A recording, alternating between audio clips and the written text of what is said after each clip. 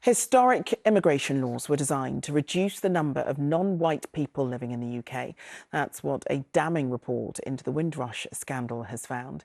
In some cases, British citizens who had the legal right to live in the UK were detained or deported or threatened with deportation. And many are still waiting for compensation, as Martha Fairley reports.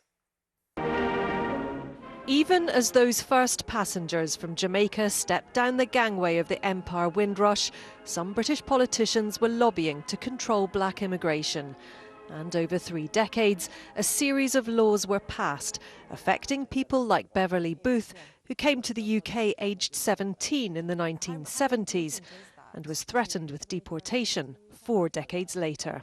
I was just starting to be self-employed. I lost that, I lost the little benefit I was having, I lost everything. Even today I'm still in debt.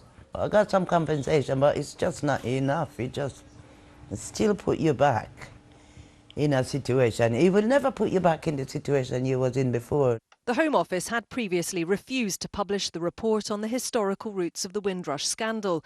It found for 3 decades from 1950, immigration laws were designed in part to reduce the number of people with black or brown skin in the UK, and that the Windrush scandal was caused by a failure to recognise changes in legislation affected black people differently. As a result, Britain's black communities had a fundamentally different experience of the Home Office, the law, and of life in the UK. It actually does make the connection between racism and immigration laws, particularly those of the 60s and the 1970s, and it actually finds that what happened to cause the Windrush scandal was actually deliberate. I think we're getting there, but there's more work that needs to be done. Historian and campaigner Patrick Vernon says publishing the report is a start, but he wants better recognition of the contribution of the Windrush generation to Britain. Black and brown people, we have fought in 2 world wars, whereas people that came from, ironically, from Germany and Eastern Europe during that same time after the Second World War were given more opportunity than my parents did when they first came here. No blacks, no dogs, no Irish. That's what we had to deal with. No recognition, despite the fact we have contributed 10 times over in blood, sweat and tears.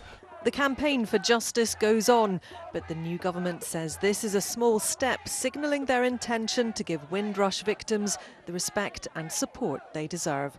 Martha Fairley, ITV News.